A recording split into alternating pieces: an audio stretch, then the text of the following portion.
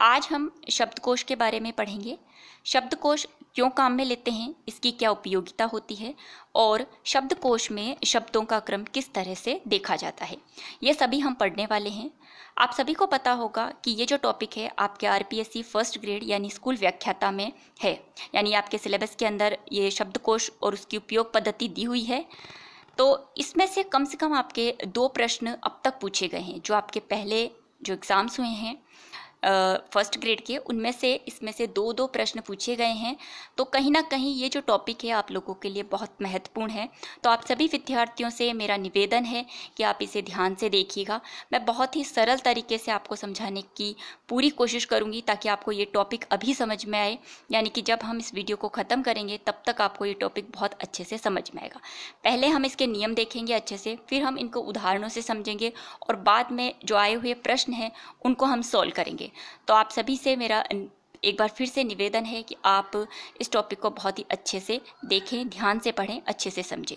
नमस्कार, मैं पूजा गौतम आप सभी विद्यार्थियों का बहुत बहुत स्वागत करती हूं और साथ ही आप सभी का बहुत बहुत धन्यवाद आपके कमेंट्स करने के लिए, लाइक करने के लिए, शेयर करने के लिए।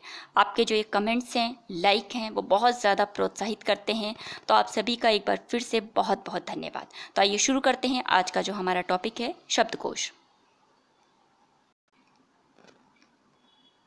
जब भी आपको किसी शब्द का अर्थ पता करना होता है तो आप शब्दकोश को देखते हैं, चाहे आपका इंग्लिश का हो, हिंदी का हो या किसी और भाषा का। शब्दकोश न सिर्फ शब्दों का अर्थ बताते हैं बल्कि शब्दों से संबंधित विभिन्न प्रकार की जानकारियां भी देते हैं। जैसे आप जो शब्द देख रहे हैं शब्दकोश में, वो किस भाषा का शब्द है, किस व्याकरणिक कोटि में आता है, स्त्रीलिंग है, पुल्लिंग है, उपसर्ग है या अव्यय है। तो इन सब चीज़ों की भी हमें शब्दकोश से जानकारी मिलती है।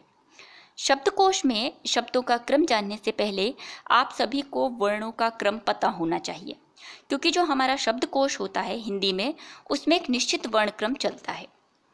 शब्दकोश हमारी वर्णमाला का ही अनुसरण करता है, लेकिन इसमें कुछ अंतर होता है। तो इसका जो वर्ण क्रम है वो क्या होगा वो हम देखते हैं, क्योंकि इन्हीं वर्ण क्रम से आप शब्दों का क्रम पता करेंगे। तो सबसे पहले जो हमारा शब्दकोश होता है उसकी शुरुआत होती है अनुस्वार से, यानी इसमें सबसे पहले हमारे आता है अनुस्वार, उसके बाद अनुनासिक, अनुनासिक के बाद विसर्ग, विसर्ग के बाद फिर अ, फिर आ, फिर ई, फिर बड़ी ई, फिर ऊ, फिर बड़ा ऊ, फिर री, फिर ए, ऐ, ओ और औ। ये जो हमारे 11 स्वर हैं ये विसर्ग के बाद आएंगे। तो सबसे पहले आपके आएगा अनुस्वार यानी बिंदी, फिर उसके बाद चंद्र बिंदी, चंद्र बिंदी के बाद फिर डबल बिंदी यानी ये विसर्ग। इसके बाद आपके आएंगे पूरे स्वर अ आ इ ई। स्वरों के बाद आपके क्रम चलता है व्यंजनों का। अब आप ध्यान रखें कि यहाँ पर हमने शुरुआत करी शब्दकोश की बिंदी से, जबकि आपकी वर्णमाला की जो शुरुआत होती है वो अ से होती है। तो यहाँ शब्दकोश में थोड़ा अंतर होगा। तो यहाँ शुरुआत हमने करी बिंदी से। अब आप इसको ध्यान रखें कि देखिए, जब भी आप कोई शुभ काम करते हैं, या मैं कहूँ कि जब भी हम ठाकुर जी की पूजा करते हैं, तो उनके जो उनका स्नान और जो भी क्रियाक्रम होता है उसके बाद हम उनके बिंदी लगाते हैं, यानी बिंदी से शुरुआत करते हैं। जब हम अपनी पूजा पाठ करते हैं तब भी हमारे मस्तिष्क पर हम बिंदी लगाते हैं, यानी पूजा पाठ की भी हम शुरुआत बिंदी से करते हैं। तो इसी तरीके से आपके शब्दकोश का जो शुभारंभ होता है वो बिंदी से होता है, यानी अनुस्वार से। अनुस्वार के बाद आपकी आती है चंद्र बिंदु, चंद्र बिंदु के बाद आता है आपका विसर्ग, और विसर्ग के बाद आपके पूरे के पूरे स्वर। स्वरों के बाद आपके क्रम चलेगा व्यंजनों का। व्यंजन जिसमें आपके पूरे स्पर्श व्यंजन सबसे पहले आएंगे, क से लेकर के म तक के, जिसमें आपके क वर्ग के आपके क, ख, ग, घ, ण, च में आपके च, छ, छ, जण वाला, ट वर्ग में आपके ट, ठ, ड, ढ, ण, त में आपके त, थ, द, ध, न, प वाले में आपके प, फ, ब, भ, म। देखिए, शब्दकोश का जो क्वेश्चन आएगा आपके, उसको आप तभी सही कर सकते हैं जब आपको ये वर्णों का क्रम पता हो। तो आपको पूरे वर्णों के क्रम ध्यान में रखने हैं। क, च, ट, त, प वाला में आपके ये पूरे क से लेकर के म तक। इसके बाद आपके आते हैं अंतःस्थ व्यंजन। अंतःस्थ व्यंजन में आपके आते हैं य, र, ल, व। ये क्रम आपके चलेगा। अंतःस्थ व्यंजन जिन्हें हम यण बोलते हैं, उनमें आपके य, र, ल और व। अब आपके अगर आपने किसी ने वर्णमाला का वीडियो देखा है तो उसमें मैंने ये वाला क्रम बताया हुआ है, य, व, र, और ल। देखिए ये जो है क्रम वो संस्कृत पाणिनि के अनुसार है और कई बार हिंदी के पेपर में भी ये वाला क्रम पूछ लिया जाता है। बाह्य प्रयत्न और अभ्यंतर प्रयत्न जब मैंने बताए थे तो ये दोनों ही क्रम मैंने बताए हुए हैं, तो इन दोनों को ही आपको ध्यान रखना है। लेकिन जब आप शब्दकोश देखेंगे तो आपको ये वाला क्रम ध्यान रखना है, य र ल व। म के बाद आपके ये वाले शुरू होंगे। उसके बाद आपके आते हैं ऊष्म व्यंजन, जिसमें आपके श स ह यानी आपके तालव्य श, मूर्धन्य श और दंतव्य श। इसके बाद क्या है आपके ह।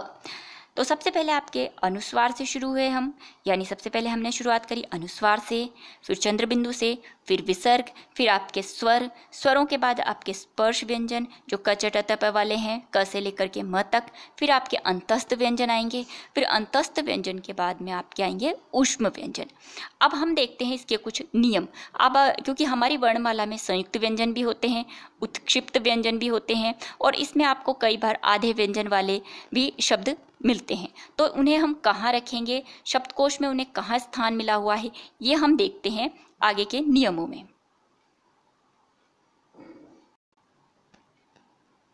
शब्दकोश में कुछ ध्यान देने वाली बातें होती हैं। देखिए जब भी आप शब्दकोश में शब्दों को देखेंगे तो उनमें कुछ थोड़ी सी आपको नियमों का पालन करना होता है। तो ये क्या नियम है उनको देखते हैं।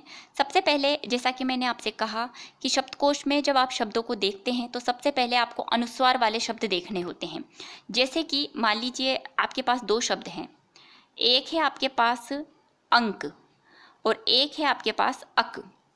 जैसा कि आपने देखा होगा एग्जाम्स में इस तरीके के प्रश्न पूछे जाते हैं कि शब्दकोश में से शब्दों का सही क्रम बताइए, पहले कौन सा आएगा बाद में कौन सा आएगा। तो सबसे पहले हमको अनुस्वार वाले शब्द देखने हैं। तो इन दोनों शब्दों में से सबसे पहले जो आने आएगा वो आएगा आपका अनुस्वार वाला अंक। तो ये पहले नंबर पर और ये दूसरे नंबर पर। दूसरा जो है वो है कि आधा व्यंजन शब्दकोश में कहाँ आता है, यानी हम आधे व्यंजन को कहाँ स्थान देंगे। तो देखिए आधा व्यंजन यानी कि स्वर रहित व्यंजन। आप सभी जानते हैं कि कोई भी व्यंजन स्वर से ही पूर्ण होता है। अगर किसी व्यंजन में से हम स्वर को निकाल लें तो वह आधा हो जाता है, स्वर रहित होता है। यानी हर किसी व्यंजन में, जैसे कि मैंने लिखा, अगर मैं लिखूं का, तो का में क और आ से मिलकर के ये बना हुआ है। अगर हम इसके स्वर को निकाल लें तो ये हलंत वाला होगा। इस तरीके से जो डंडा होता है वो हलंत की तरह इसको हम कहते हैं। तो हम क्या कहेंगे, इसको आधा व्यंजन है, स्वर रहित व्यंजन है। तो जब आपके आधे व्यंजन है, यानी कि जैसे आपके क्या, क्यों, ऐसे जब शब्द आते हैं तो वो कहाँ रखे जाएंगे शब्दकोश में, प्यासा है, इस तरीके के शब्द। तो आधा व्यंजन यानी जो स्वर रहित व्यंजन है, तो स्वर रहित व्यंजन से प्रारंभ होने वाले शब्द उस व्यंजन में इस्तेमाल होने वाले सभी स्वरों के बाद में रखे जाते हैं। यानी जो भी आपके पास शब्द है उसके सभी स्वर जब समाप्त हो जाएंगे, यानी जब आप आ ई ये जो कौ तक के आपके खत्म हो जाएंगे, समाप्त हो जाएंगे, तो उसके बाद आप आधा व्यंजन यानी कि क्या आपका शुरू होगा। जैसे देखिए यहाँ पर मान लीजिए आप प से शुरू करते हैं, प से कोई शब्द है आपके पास, तो सबसे पहले आप अनुस्वार वाला काम में लेंगे, फिर आप चंद्र बिंदु वाला, फिर आप विसर्ग वाला, फिर आप प, फिर पा, फिर पी, ऐसे करते हुए आपका लास्ट जो स्वर होता है पौ, उसके बाद आप आधा प, यानी अगर आपको प्यासा तो ये यहाँ से शुरू होगा, यानी आधा जो होगा आपका औ के बाद होगा। यानी सभी स्वर जब आपके समाप्त होंगे उसके बाद में आपके आधे व्यंजन शुरू होंगे। जैसे अगर मैं अपनी सरल सी भाषा में कहूँ तो जो आधा व्यंजन होता है, जो स्वर रहित व्यंजन होता है, वो औ के बाद में शुरू होगा। अब संयुक्त व्यंजन जो क्षत्रज्ञ श्र है वो कहाँ होते हैं, तो क्षत्रज्ञ श्र जैसे वर्णों से शुरू होने वाले शब्द इन वर्णों के प्रथम अक्षर के साथ आते हैं। आप सभी को पता है कि जो संयुक्त व्यंजन होते हैं वो दो व्यंजनों से मिलकर के बनते हैं।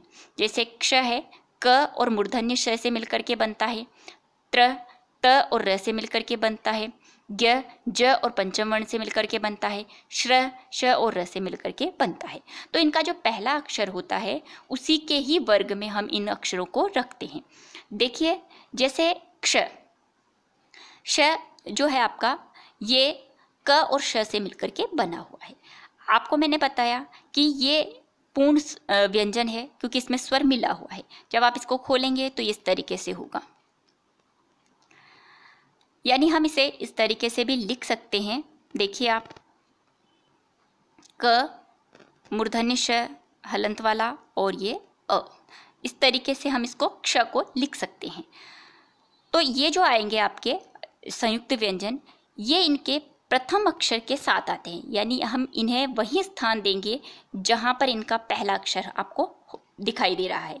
यानी अगर क्ष है तो क वर्ग में, त्र है तो त वर्ग में, और ज्ञ है तो च वर्ग में, क्योंकि ज जो होता है वो आपके च वर्ग में आता है, च छ ज, तो ज्ञ कहाँ आएगा, आपके च वर्ग में आएगा।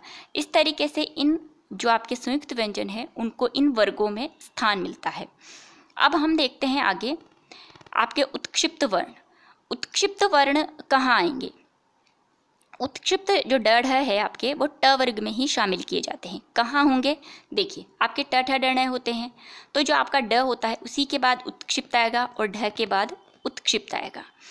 अब आपका आता है श्री। श्री जो है इसमें श और री से मिलकर के बना हुआ है, जिससे आपके श्रृंगार आता है। तो जो शुद्धि अशुद्धि में आपके श्रृंगार होता है ये शुद्ध होता है। जो आप इस तरीके से इसको लिखते हैं ये वाला, ये आपके अशुद्ध होता है। क्यों होता है अशुद्ध? क्योंकि ये आपके इस तरीके से बनता है, श र और इस री से मिलकर के, तो ये अशुद्ध है। जबकि श्रृंगार इस तरीके से आपके बनेगा। तो याद रखिएगा ये शुद्धि में आता है श्रृंगार। एक आता है आपका ध्य, तो ये आपके द और य से मिलकर के बनता है। जैसे आपके शब्द आते हैं उद्योग, ये तो ये सब आप जब शब्दकोश में जब आप वर्णों का विच्छेद करते हैं तो ये आपके ये जो हमने बनाए हैं ये आपके काम में आते हैं। तो इनको भी आप थोड़ा ध्यान में दें। एक चीज़ और मैं आपको बताना चाहूँगी, जो आपके संयुक्त व्यंजन होते हैं उनके अंदर कई बार आपने देखा होगा कई किताबों में इस तरीके से लिखा जाता है, जैसे क वर्ग में ही इसके आगे क्ष लिखा जाता है। मैंने यहाँ पर नहीं लिखा, हालांकि क्ष जो है वो आपके क वर्ग में ही आता है।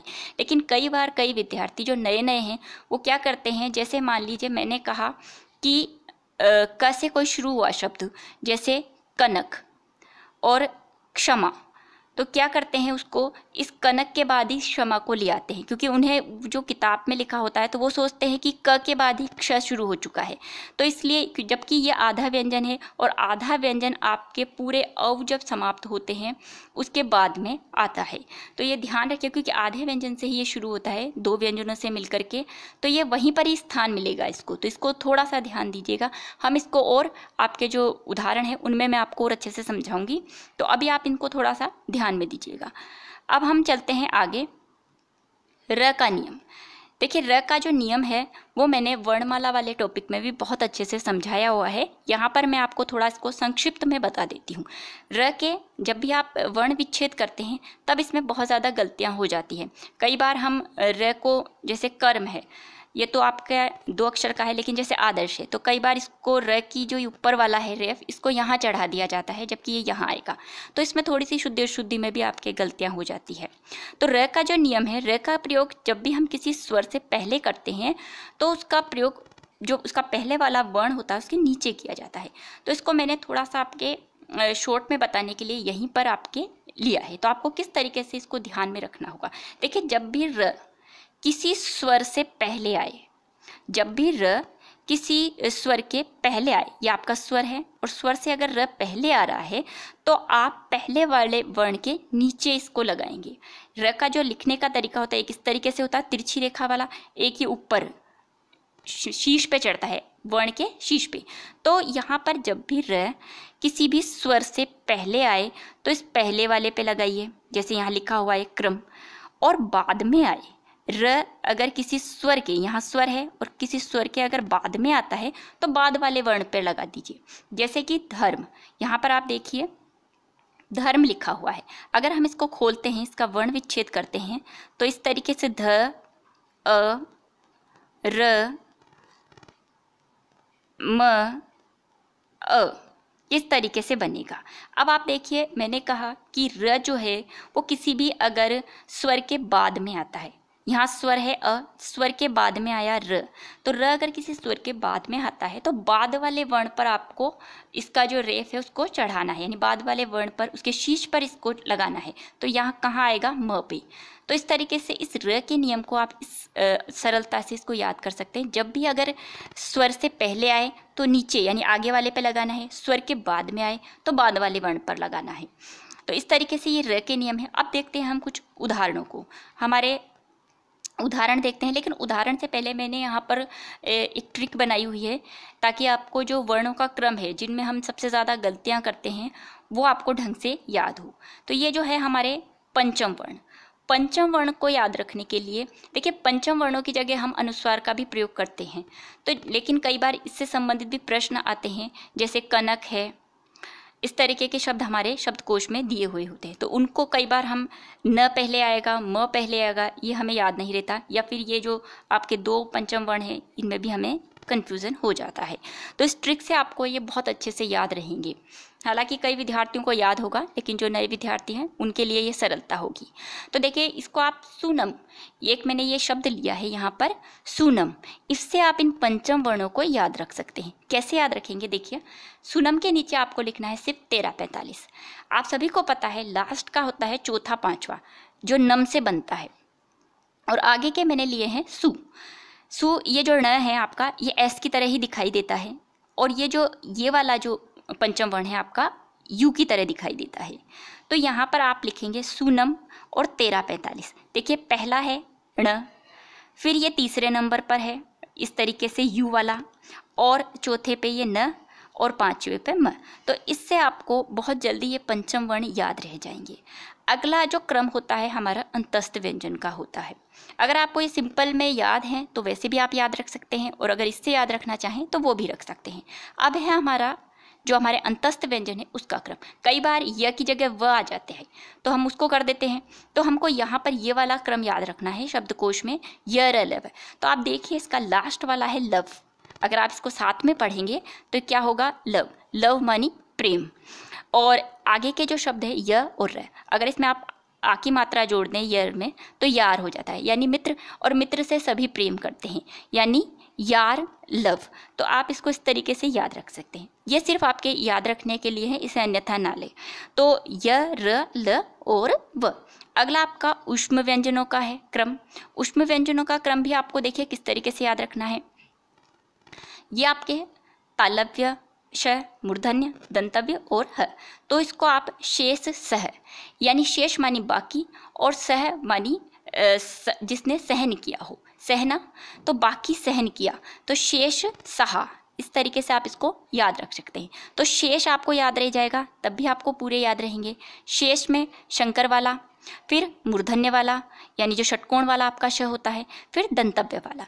तो इस क्रम से आपको ये, जब भी आप शब्दकोश में शब्दों का क्रम देखेंगे तो ये क्रम अगर आपको याद होगा तभी आपके शब्द सही होंगे और उनका क्रम आप ढंग से जमा पाएंगे। अब आगे हम इनके उदाहरण को देखते हैं। उदाहरण क्या है हमारे, अब हम इनको अच्छे से समझेंगे। जो भी आपके आधे व्यंजन कहाँ होंगे, कैसे होंगे, जो भी नियम हमने अभी पढ़े उनको इन उदाहरणों से हम देखते हुए चलेंगे। यहाँ पर हमने उदाहरण लिया है कंचन, कनक, कानन और कृपा। जिन विद्यार्थियों को बहुत ज़्यादा अभ्यास होता है वो इन्हें देख करके ही बता सकते हैं कि सबसे पहले कौन सा शब्द आएगा। लेकिन जो नए विद्यार्थी हैं, पहली बार कंपटीशन एग्ज़ाम्स दे रहे हैं, या ऐसे विद्यार्थी जो बीए या एमए करने के बाद उनका गैप हो गया है पढ़ाई को लेकर के और अब कंपटीशन एग्ज़ाम्स की तैयारी कर रहे हैं, मान लीजिए 2-3 साल का गैप हो गया और कंपटीशन एग्ज़ाम्स की तैयारी कर रहे हैं, तो उनके लिए थोड़ी सी इसमें कठिनाई होती है। मुश्किल कुछ भी नहीं है, बहुत आसान है। इसमें उन विद्यार्थियों के लिए जो नए हैं उनके लिए वर्ण विच्छेद करना बहुत सरल रहता है, क्योंकि वो इस वर्ण विच्छेद से ही आसानी से इन वर्णों का क्रम पता कर सकते हैं। तो आप सबसे पहले इनका वर्ण विच्छेद कर लीजिए, और वर्ण विच्छेद करना बिल्कुल भी मुश्किल नहीं है। आप सभी को पता है कि व्यंजन के अंदर स्वर होता है, क्योंकि बिना स्वर के हम व्यंजन को बोल नहीं सकते। तो सिर्फ आप इनको अलग करते हुए चलिए, क्योंकि स्वरों की मात्राएं होती है, तो मात्राओं को आप अलग करते हुए चलिए। तो यहाँ पर जैसा कि हम कंचन का वर्ण विच्छेद कर रहे हैं, देखिए यहाँ पर कंचन है, कंचन में क, अ पे अनुस्वार वाला, च, अ, न और अ। देखिए बोलते चलिए और खोलते चलिए। क अ न अ क और अ। कानन, कानन में क आ की मात्रा, आ निकाला, फिर न, फिर अ, फिर न और फिर अ। कृपा, कृपा में क हलंत, इसमें क्या है, री है, तो री निकाला, री, प और अ, कृपा। अब हम इनका क्रम देखते हैं। देखिए सभी में क है, सभी में समान है। आगे वाले वर्ण की तरफ चलते हैं। आगे वाले में जैसा कि हमने नियम में पढ़ा, हमने देखा कि वर्ण क्रम, जब शब्दकोश का जब हम वर्ण क्रम देखते हैं तो उसमें सबसे पहले आता है अनुस्वार, उसके बाद आती है चंद्र बिंदु और चंद्र बिंदु के बाद आता है विसर्ग। अब यहाँ पर अनुस्वार है तो सबसे पहले नंबर पर जो हमारा शब्द होगा वो होगा कंचन। कंचन गया। अब हमारे पास 3 शब्द बच रहे हैं। इन तीनों में से दूसरा तीसरा नंबर किसका होगा देखते हैं। देखिए यहाँ पर दूसरा अ है, आ है और री है। तो आप सभी को पता है विसर्ग के बाद अ आता है, अ के बाद आ आता है। तो यहाँ दूसरे नंबर पर क्या होगा, कनक। फिर कानन, क्योंकि आ है, आ के बाद री आता है, तो यहाँ क्या होगा आपका कानन, और कानन के बाद आप क्या होगा, कृपा। तो ये बिल्कुल क्रम से जमे हुए हैं। सबसे पहले है आपके कंचन, फिर आपके कनक, फिर कानन और कृपा। बहुत ही सिंपल से शब्द हैं, इसलिए हम इन्हें आसानी से कर रहे हैं। तो अब इसके आगे उदाहरण देखते हैं जो थोड़े से कठिन होंगे और उसके बाद उससे भी कठिन। तो देखिए यहाँ पर कक्षा, क्यों, क्षमा और क्षण। मैंने कहा आपसे कि जो आधे व्यंजन होते हैं वो औ के बाद शुरू होते हैं, तो यहाँ पर औ का उदाहरण नहीं है। यहाँ पर सबसे पहले कक्षा, कक्षा को जब आप खोलेंगे यानी कि इसका जब वर्ण विच्छेद करेंगे तो ये बनेगा आपका, देखिए क अ, फिर क्ष किससे मिलकर के बनता है हमारा, अगर हम क्ष लिखते हैं तो क मूर्धन्य श और अ से, लेकिन यहाँ है कक्षा तो स्वर क्या होगा, आ का, तो क श मूर्धन्य आ।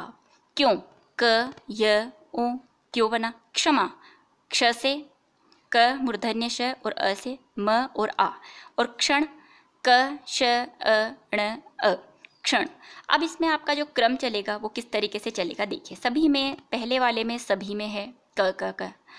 दूसरे पे चलते हैं, दूसरे में क्या आएगा सबसे पहले अ, तो पहले नंबर पर आपकी आएगी कक्षा।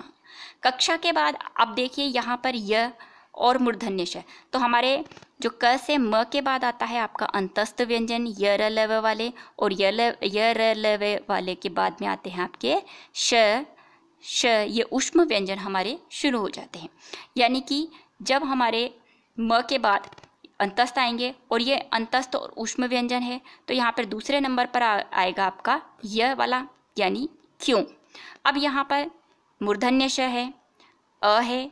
अब आपके आता है पंचम वर्ण। अब इन पंचम वर्णों में से दोनों में सबसे पहले क्या आएगा, ड़ या म।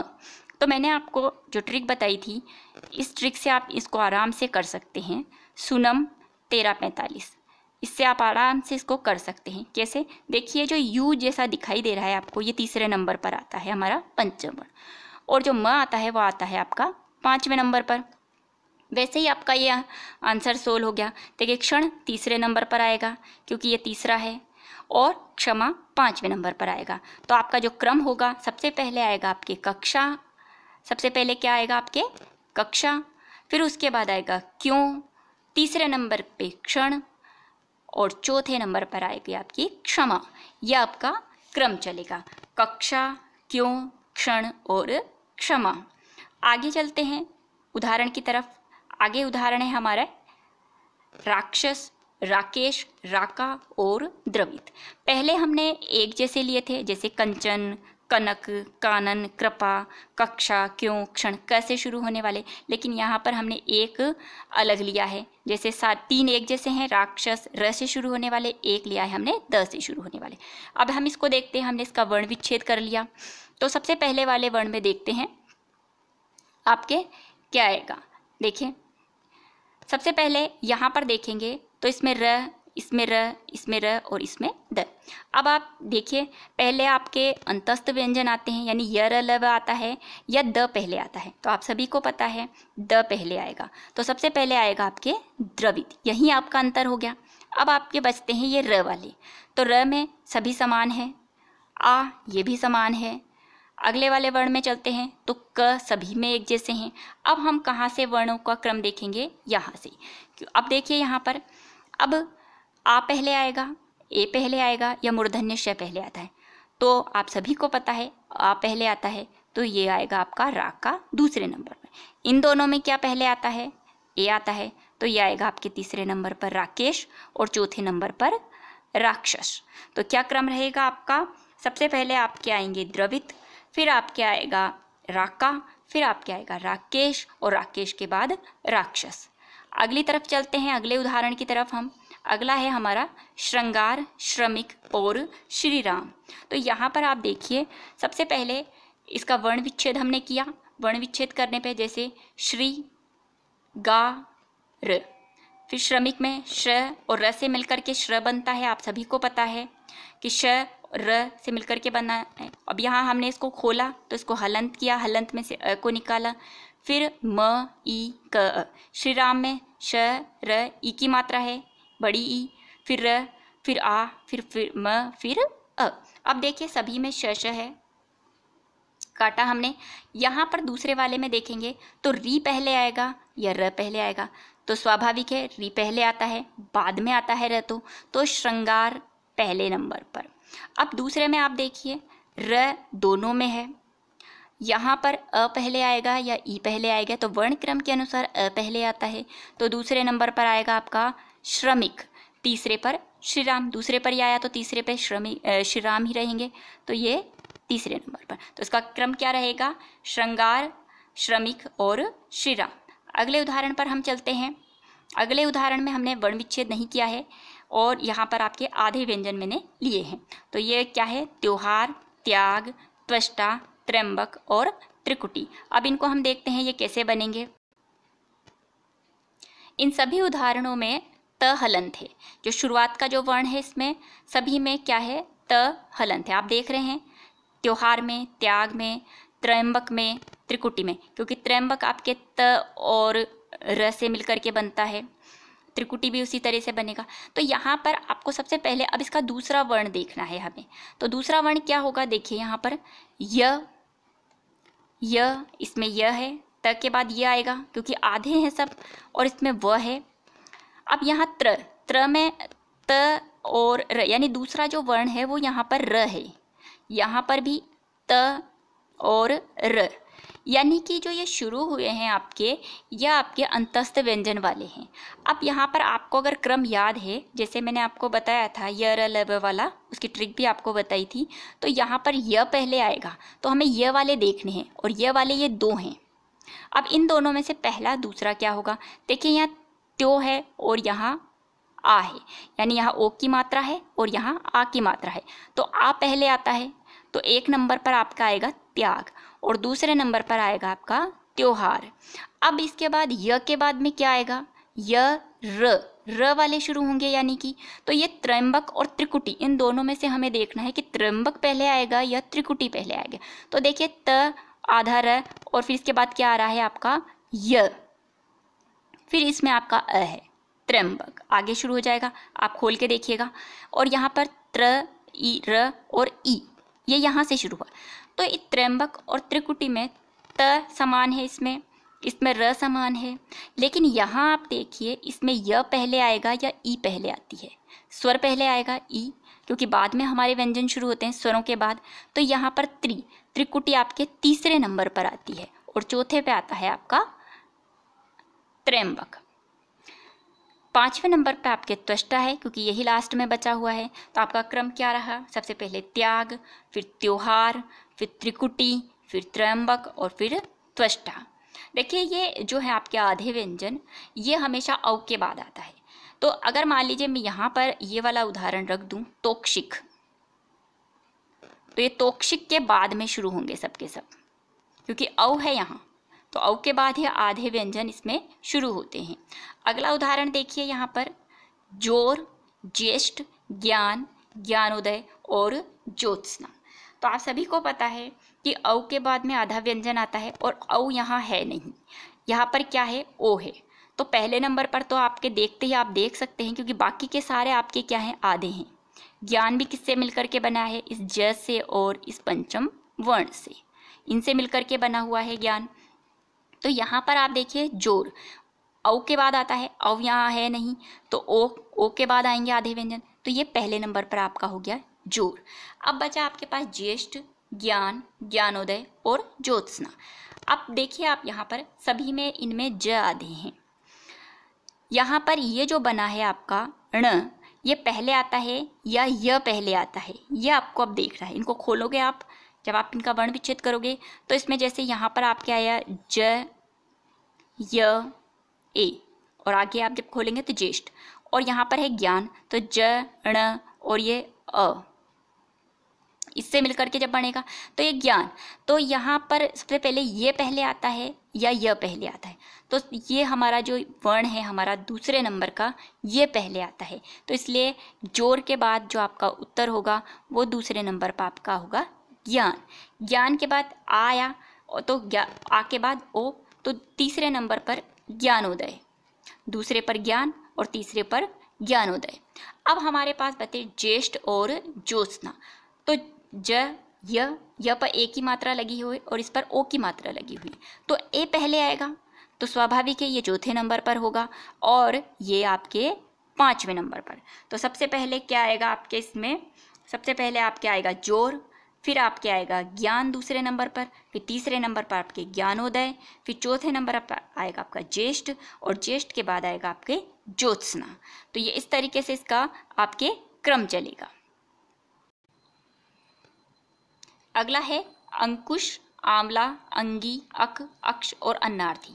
सबसे पहले हम अनुस्वार वाले शब्दों को देखते हैं। तो अनुस्वार वाले शब्दों में हमारे दो हैं, अंकुश और अंगी। यहाँ पर दूसरा वर्ण देखना होगा क्योंकि दोनों में ही ये समान है। तो क, इसमें क से शुरू हो रहा है और इसमें ग से, तो क पहले आता है ग से, तो यहाँ पर अंकुश पहले नंबर पर जबकि अंगी दूसरे नंबर पर। अब आप देख रहे होंगे यहाँ पर चंद्र बिंदु, तो आप कहेंगे कि दूसरे नंबर पर तो चंद्र बिंदु वाला आना चाहिए था, लेकिन नहीं, सबसे पहले हम अ वाले को ख़त्म करेंगे, जो भी अ से शुरू हो रहे हैं उसके बाद आ पे आएंगे। तो यहाँ पर अ से पर चंद्र बिंदु वाला कोई उदाहरण नहीं है, तो उसके बाद ना ही विसर्ग वाला है, तो अब हम आएंगे अक पे। तो यहाँ पर तीसरे नंबर पर आएगा आपका अक। चौथे पर क्या होगा, अन्नार्थी या अक्ष। तो देखिए जब आप अक्ष को खोलेंगे तो इसके बाद अ, क आधा, जबकि अन्नार्थी को खोलेंगे तो अ और न आधा। तो अ दोनों में समान है, लेकिन क पहले आएगा या न पहले आएगा, तो क पहले आता है इसीलिए ये चौथे नंबर पर और यह अन्नार्थी हमारे पांचवें नंबर पर। इसके बाद आ से शुरू होने वाले शब्द, तो यहाँ पर है आंवला, आंवला छठे नंबर पर। तो यहाँ पर अब जो शुरू होगा वो इसका क्रम होगा, सबसे पहले अंकुश, फिर अंगी, फिर अक, फिर अक्ष, फिर अन्नार्थी और उसके बाद में आंवला। तो यहाँ पर जो अन्नार्थी होता है उसका अर्थ होता है भोजन मांगने वाला। अर्थी जो बड़ी अर्थी होती है, जो मात्रा ये बड़ी वाली अर्थी होती है, उसका मतलब होता है, उसका अर्थ होता है याचक। अगला जो उदाहरण है हमारा देखिए वो है तितिर्षा, तितिर्षु, तृण और तोक्षिक। देखिए वर्णमाला में जो है खंडों में विभाजित होती है। जैसे कि मान लीजिए जो हमारे स्वर शुरू होते हैं आ, तो इनको खंडों में विभाजित किया जाता है। उसी तरीके से जो व्यंजन जब शुरू होते हैं तो क खंड, फिर ख खंड, फिर क के अंदर इनके उपखंड शुरू होते हैं जिसमें अनुस्वार, चंद्र बिंदु, फिर इनका विसर्ग, फिर क से शुरू होने वाले, फिर ख। जैसे मान लीजिए यहाँ पर आपने लिया ये कक, फिर कख, इस तरीके से शुरू होंगे तो खंडों में इस तरीके से विभाजित होंगे। फिर ख खंड आएगा, फिर ख में भी इसी तरीके से शुरू हो जाएंगे। तो यहाँ पर फिर मात्राओं के हिसाब से हमको जमाना है, पहले अ की मात्रा फिर आ वाली, इस तरीके से हमको देखना होता है। अब जो अगला उदाहरण है हमारा वो है तितिर्षा और तितिर्षु, तृण और तोक्षिक। देखिए यहाँ पर सबसे पहले ती मात्राओं को सबसे पहले देखेंगे। पहला जो है ये ती है, यहाँ ती है, ये री से शुरू हो रहा है और ये अव से शुरू हो रहा है। तो ये ई से शुरू होने वाले, क्योंकि ई पहले आता है, री फिर बाद में आता है, फिर अव बाद में आता है। तो यहाँ पर ये दोनों समान हैं। यहाँ पर आपको मात्रा में अंतर देखना होगा, आ पहले आएगी या ऊ पहले आता है। तो आ पहले यानी तितिर्षा पहले आता है, फिर तितिर्षु दूसरे नंबर पर। अब री पहले या अव पहले, तो ऋण यानी जो ऋषि से जो शुरू हो रहा है तृण वाला, तो तृण आपके तीसरे नंबर पर। और तोक्षिक चौथे नंबर पर। तो तोक्शिक का जो अर्थ होता है वो होता है धनु राशि वाला, इसके लिए भी आता है। और जो ये अव से शुरू हो रहा है यानी तव, तव के बाद जो आपका हमने पढ़ा त्योहार, त्याग, तो आधे व्यंजन इनसे शुरू हो जाएंगे। अव के बाद जितने भी आधे व्यंजन होते हैं वो शुरू हो जाते हैं। तो यहाँ पर थोड़ा आप इसको भी थोड़ा ध्यान रखें, अव के बाद ही आपके आधे व्यंजन होंगे। अब देखते हैं इनके कुछ महत्वपूर्ण प्रश्न जो आपके एग्जाम्स में आए हुए हैं। कौन कौन से आपके महत्वपूर्ण प्रश्न हैं, देखिए ये आपके आरपीएससी फर्स्ट ग्रेड में पूछा हुआ है। शब्दों में से कौन सा शब्द शब्दकोश में पहले आएगा। ये जो 4 शब्द आपके दिए हैं ऑप्शन में, इनमें सबसे पहले शब्दकोश में आने वाला शब्द आपको बताना है। ग्रहण, ग्लानि, गुरु, ग्रहित। तो आप देख रहे होंगे यहाँ पर कि ये जो है सब आपके आधे व्यंजन से शुरू हो रहे हैं। ग में आपके जो आधा है ग्रह, यहाँ पर भी आधा ग्ल, यहाँ पर ग्रह, और यहाँ पर आपके है ये वाले, ये सभी आधे हैं। लेकिन अगर आप क्रम देखेंगे इसका तो यहाँ पर ये र, यहाँ पर ल, यहाँ पर र और ये उ। तो शब्दकोश यानी जो हमारा शब्दकोश में जो हमारा वर्णों का क्रम होता है उसमें उ आता है, उसके बाद में ये व्यंजन आते हैं। तो यहाँ पर आंसर क्या होगा आपका गुरु। अगला उदाहरण देखते हैं। तो जितना हमने समझा अब हम इनके क्वेश्चन के आंसर देखते हैं और आप आराम से इन क्वेश्चन को सोल्व कीजिएगा। अब देखिए इसमें वही पूछा शब्दकोश में बाद में कौन सा आएगा। ये जो प्रश्न आए हैं आपके आरपीएससी फर्स्ट ग्रेड 2014 के हैं। 2 प्रश्न पूछे गए हैं और 2 ही आपके 16 में पूछे गए।